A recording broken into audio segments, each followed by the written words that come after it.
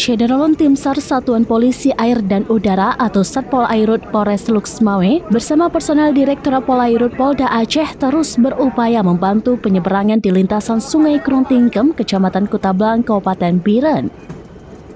Seperti pada Rabu 17 Desember 2025, tim fokus mengevakuasi dan menyeberangkan pasien sakit dengan kondisi urgensi serta jenazah, lalu membantu penyeberangan bagi relawan dan bantuan logistik bagi para korban.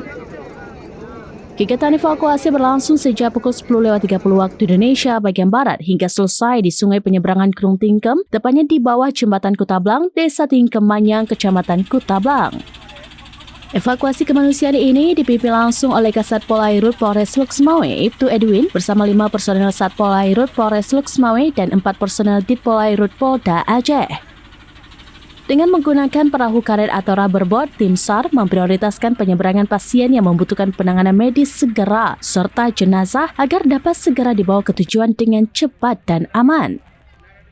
Selain mengevakuasi pasien urgensi dan jenazah, tim SAR Polairut juga membantu penyeberangan tim relawan, tenaga medis, serta mendistribusikan logistik bantuan berupa sembako pasca banjir yang akan disalurkan ke wilayah terdampak di Kabupaten Aceh Tamiang, Aceh Utara, dan Aceh Tengah.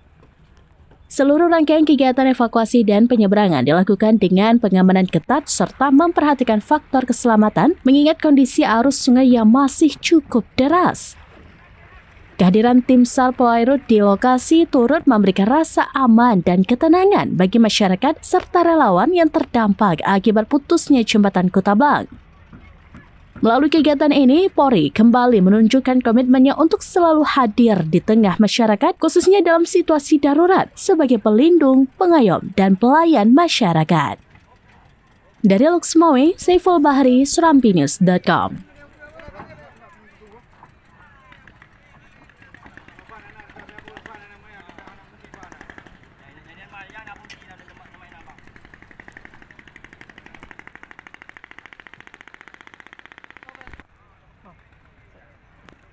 Download Tribun X sekarang, menghadirkan lokal menjadi Indonesia.